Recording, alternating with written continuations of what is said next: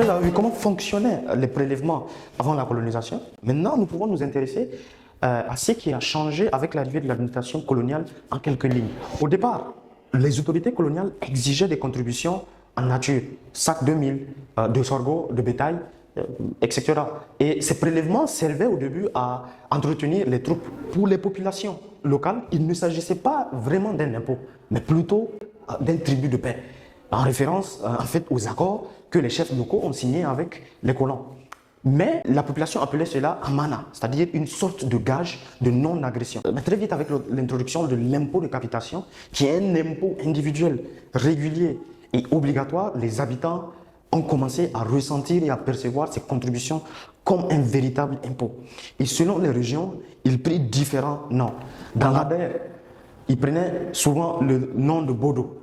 Dans les régions actuelles de Maradi et Zender, ils prenaient souvent le nom de Karo ou Haraj, qui est d'origine arabe et signifiait la part du revenu qui devait sortir. Dans les régions du fleuve, le nom donné et le plus connu, c'est Dangal. Dans le troisième territoire militaire du Niger, et le premier impôt officiel fut l'impôt de capitation, qui est un impôt par tête, puis l'impôt sur le bétail. Et à cela, on peut ajouter un régime douanier instauré, mais avec une effectivité, si on peut le dire au Niger, en août 1937, pour assister à la création des 4 premiers postes de douane classés alors en secteur auxiliaire.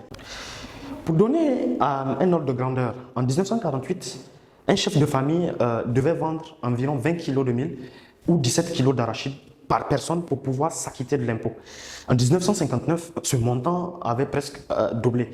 Il devait vendre 40 kg de mil ou 27 kg d'arachide par personne pour pouvoir s'acquitter de l'impôt. Mais que ce soit avant la colonisation ou pendant la colonisation, on retrouve à peu près les mêmes missions qui sont données à ces prélèvements et à l'impôt. Alors, qu'est-ce que l'impôt concrètement? Il faut se dire que jusqu'à aujourd'hui, les fiscalistes n'ont pas tellement réussi à s'entendre sur une définition unique de l'impôt. Et ce, en raison du fait de la diversité des approches qu'il suscite. En fait, cette matière attire des professionnels de nombreux secteurs et chacun aborde le concept en fonction de son propre prisme. L'impôt englobe ainsi plusieurs conceptions que l'on peut citer en 2 catégories. Les conceptions restrictives et les conceptions extensives. La première catégorie se concentre principalement sur l'objectif de l'impôt qui est de financer les dépenses publiques et de permettre à l'État d'assumer ses fonctions. Durant ce cadre, l'impôt doit être proportionnel aux capacités contributives des citoyens, mettant l'accent sur la justice fiscale. L'impôt ici joue un rôle à la fois économique et social. La seconde catégorie, quant à elle, souligne l'accent obligatoire de l'impôt perçu au profit de l'État et de ses organismes publics. Selon cette vision, toute contribution obligatoire, qu'elle soit sociale ou autre, est considérée comme étant un impôt. Et donc, de nos jours, la définition complète à laquelle la grande majorité des auteurs et chercheurs adhèrent est celle de Mel et de Beltram. Et selon cette définition, l'impôt est une prestation pécuniaire requise des personnes physiques ou morales, qu'elles soient de droit privé ou de droit public, d'après leurs facultés contributives, par voie d'autorité, à titre définitif et sans contrepartie déterminée en vue de la couverture des charges publiques ou à des fins d'intervention de la puissance publique. Cette définition met en exergue 3 points importants à savoir. Le principe de l'égalité devant l'impôt face aux charges publiques, l'idée de solidarité devant l'impôt et la contribution des citoyens aux dépenses indépendamment des avantages reçus. À quoi sert l'impôt alors de manière très simple? Au Niger, comme dans tous les pays, l'impôt constitue le levier central de financement des dépenses publiques. Toutefois, son rôle ne se limite pas à cette fonction budgétaire. Pourquoi? Parce que progressivement, l'impôt a été élargi au fil des mutations de la société. Face aux crises économiques, sociales et politiques, l'impôt s'est imposé comme un instrument stratégique au service des politiques économiques et sociales qui s'adaptent continuellement aux nouvelles exigences. En dehors de son rôle financier de prédilection, l'impôt a son rôle économique, mais aussi et surtout son rôle social. Le rôle financier de l'impôt, c'est le rôle le plus évident. L'impôt sert, comme on l'a dit, à alimenter le trésor public et à donner à l'État les moyens de fonctionner. C'est-à-dire de construire des routes, de payer les fonctionnaires, d'entretenir la sécurité, de financer la justice, l'éducation ou la santé. Mais il y a aussi plein d'autres choses similaires. Il faut noter que sans l'impôt, l'État n'aurait tout simplement pas de premières ressources pour exister. L'impôt ne s'arrête pas uniquement à ce rôle financier qu'il a. Il est aussi un outil de politique économique. En fait, il peut encourager certains secteurs.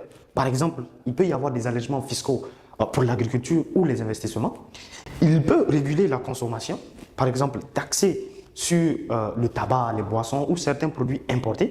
Il peut également protéger l'économie locale en rendant plus cher les produits étrangers via les droits de douane et favorisant les produits locaux. Autrement dit, l'impôt est une boussole économique. Il oriente les choix de production, de consommation et d'investissement. Enfin, on vient au rôle social. En fait, l'impôt a un véritable rôle social qui est souvent oublié alors que ce rôle est fondamental. Il sert à réduire les inégalités grâce à la redistribution.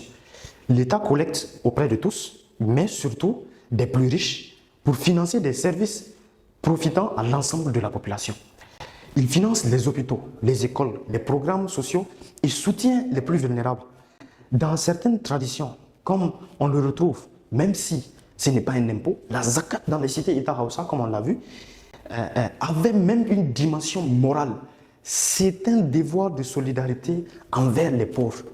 En résumé, l'impôt n'est pas qu'une contrainte, c'est un lien social qui permet de vivre ensemble, d'assurer la justice et la cohésion de la société. En conclusion, on voit que l'impôt n'est pas qu'une ressource financière. Il est à la fois un outil de puissance publique, un levier économique, mais aussi un instrument de justice sociale. À travers l'histoire, il a toujours été le reflet de l'organisation, des priorités et des valeurs d'une société. Ainsi, quoi qu'on dise, l'impôt est le prix de notre indépendance collective et la clé de notre avenir commun.